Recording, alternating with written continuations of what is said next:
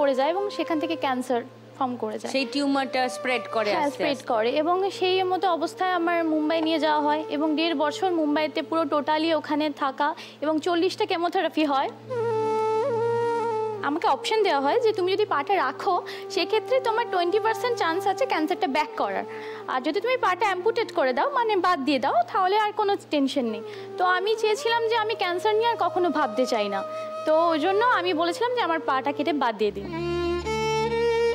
কারণ সারা জীবনে আমাকে এগিয়ে যেতে হলে আমাকে একটা স্ট্রং ডিসিশন নিতেই হতো। তুমি ক্লাস 9-এ এরকম? হ্যাঁ, ক্লাস 9-এ পড়ি এবং যখন আমি অপারেশন থিয়েটারে যখন আমাকে অজ্ঞান করা হয় তখন আমি ডক্টরকে বলি স্যার দেখিয়ে একবার দাঁড়ান আমি পাটা দেখে নিই।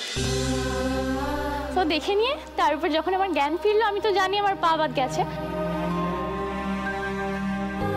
তারপর একটু উঠে জাস্ট দেখলাম ও এতটা বাদ গেছে, ঠিক আছে। কোন পায়ে সমস্যা তোমার? আমার এই বাঁ পায়ে। বাঁ পাটা? হ্যাঁ, বাঁ পাটা। আচ্ছা আচ্ছা, তার মানে এখন তোমার ফলস লিম্ব লাগানো আছে? হ্যাঁ, আর্টিফিশিয়াল লিম্বস লাগানো। আর্টিফিশিয়াল লিম্ব লাগানো আছে। কত বছর বয়স থেকে এটা পড়ে? তখন আমি ক্লাস 9-এ পড়ি এবং তারপর আমি যখন এখানে আসি এসে একদম 3 মাস পরে মাধ্যমিক দিই, তো মানে পুরোটা মুম্বাই ছিলাম, তখন আমার হাতে সিরিঞ্জ পুরোপুরি চ্যানেল করা ছিল, এরকম একটা সিচুয়েশন।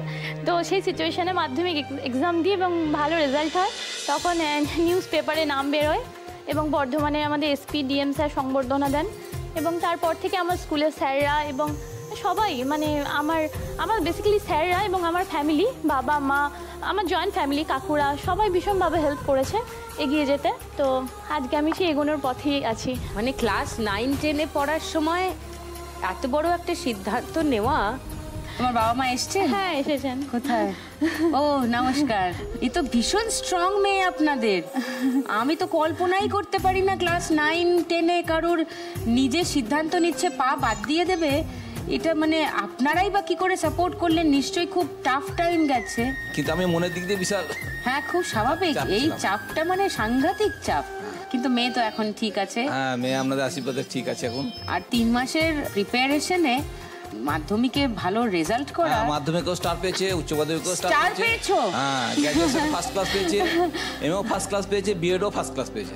এত কিছুর পরে আসলে ম্যাম আমি জানতাম যে একমাত্র পড়াশোনাটাই পারে আমাকে এগিয়ে নিয়ে যেতে।